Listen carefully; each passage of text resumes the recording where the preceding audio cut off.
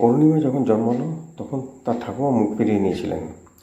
চারপাশের লোকে বলেছিল, মেয়েটার গায়ের রঙটা চাপা, কপালটাও তার চাপা হবে। বাবা সুধীরবাবু একটা ছোট কাপড়ের দোকানে খাতা রাখার কাজ করতেন। মেয়েকে পড়াশোনা শেখানোর বিন্দুমাত্র ইচ্ছে তার ছিল না। তার লক্ষ্য ছিল একটাই, কোনো রকমে 18 বছর পার করে একটা ছেলের গলায় ঝুলিয়ে দেওয়া।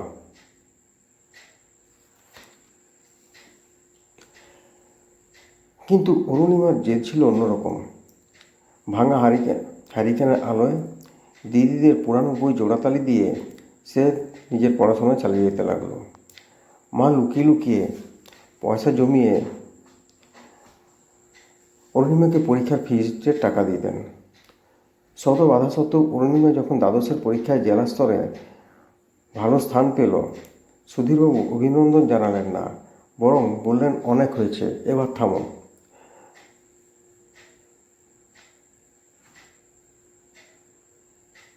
তোমার পড়াশোনা করে আর বাড়ির টাকা ধ্বংস করতে হবে না, এবার বিয়েতে বসতে হবে।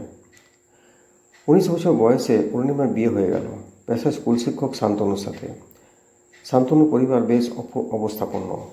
বিয়ের আগে শান্তনু বলেছিল, চিন্তা করো না, আমি প্রগতিশীল, বিয়ের পর তোমাকে আরও পড়াবো, তুমি যতটা পড়তে চাইবে।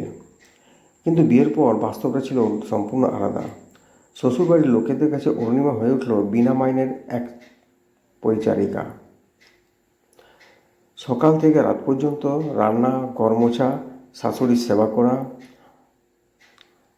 এমনকি পায়ে তেল দেওয়া পর্যন্ত করেও সে যেন মন পেত না। কারণ কালো মেয়ে আর গরিবের মেয়ে বলে খোঁটা শুনতে হতো সর্বদা। শান্তনুর প্রগতিশীলতার মুখোশও বেশি দিন টিকল না। অরুণিমা যখন একদিন কলেজের ফর্ম তুলতে চাইল, শান্তনু সপাটে তার গালে চড় মেরে বলল, বউয়ের উপার্জনে খাওয়ার মতো ছোট লোক আমি নই, ঘরে থাকো, ঘরের কাজ সামলাও, আর সস্তায় সংসারটা টানার চেষ্টা করো। শারীরিক ও মানসিক অত্যাচার যখন চরমে পৌঁছালো, অরুণিমা একদিন রাতে বাড়ি থেকে পালিয়ে বাপের বাড়ি চলে গেল। কিন্তু বাবা সোজা জানিয়ে দিলেন, মেয়ের মরা মুখ দেখতে পারি, কিন্তু বাড়ি পালিয়ে আসা, শ্বশুরবাড়ি থেকে পালিয়ে আসা বউয়ের মুখ দেখতে পারি না।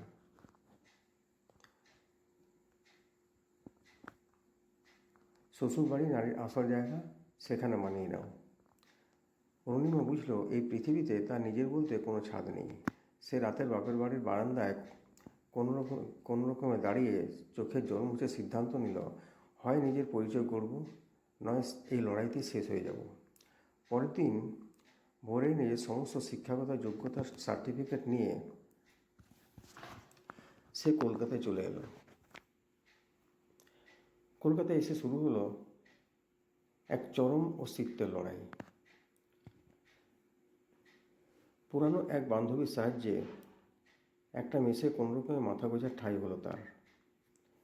দিনে একটা ছোট বেসরকারি সংস্থায় ডেটা এন্ট্রি অপারেটরের কাজ, আর রাতে WBCS পরীক্ষার প্রস্তুতি। খাটুনি আর অনিয়মে শরীর ভেঙে পড়ছিল, কিন্তু মনের জোর ছিল প্রচণ্ড।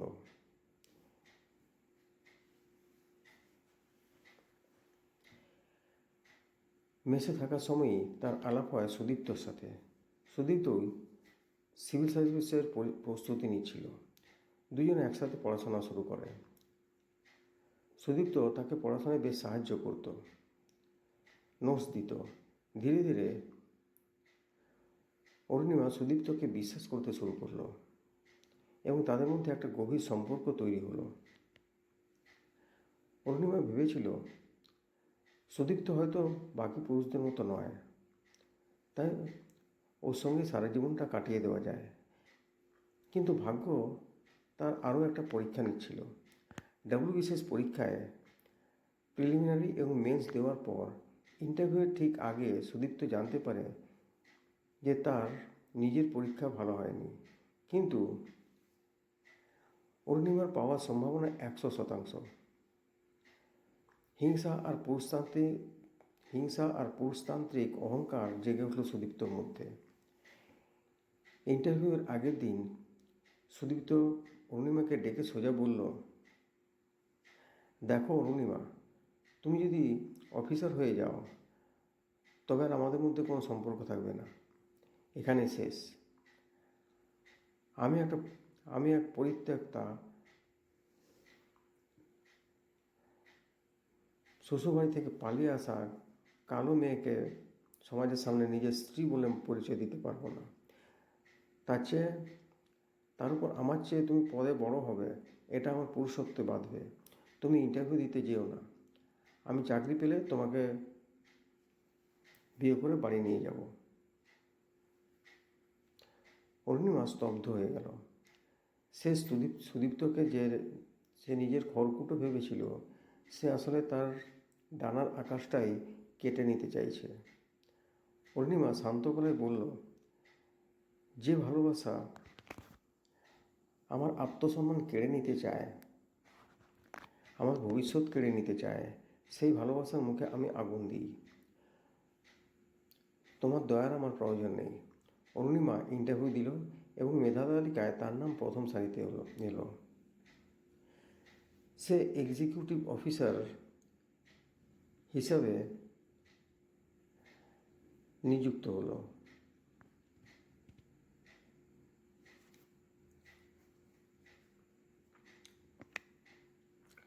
চাকরি পাওয়ার পর প্রথম পোস্টিং হলো তার নিজের মহকুমাতে, ডেপুটি ম্যাজিস্ট্রেট হিসাবে। নীল বাতি লাগানো সরকারি গাড়ি যখন তার বাপের বাড়ির সামনে এসে দাঁড়ালো, সুধীরবাবু এবং পাড়ার লোক অবাক হয়ে চেয়ে রইল। সুধীরবাবু হাত জোর করে এগিয়ে এলেন, কিন্তু অরুণিমা গাড়ি থেকে না নেমে শুধু বলল, বাবা, মানিয়ে নিতে আমি চাইনি তা নয়, কিন্তু অনেক চেষ্টা করেও পারিনি, তাই নিজের যোগ্যতা প্রমাণ করতে চেয়েছিলাম। আজ থেকে তোমার মেয়ের একটা পরিচয় আছে। সে আজ জুডিশিয়াল ম্যাজিস্ট্রেট। কিছুদিন পর অরুণিমার এজলাসে একটি জালিয়াতি এবং আর্থিক তছরূপের মামলা এলো। অভিযুক্ত ব্যক্তিটি আর কেউ নয়, স্বয়ং শান্তনু এবং তার বাবা, যারা স্কুলের ফান্ডের টাকা তছরূপের দায়ে ধরা পড়েছে। কাঠগড়ায় দাঁড়িয়ে শান্তনু তখন থরথর করে কাঁপছে। সে অরুণিমার দিকে তাকিয়ে ইশারায় ক্ষমা চাইল, কিন্তু আইনের চেয়ারে বসা অরুণিমার চোখে তখন কোনো ব্যক্তিগত আক্রোশ ছিল না।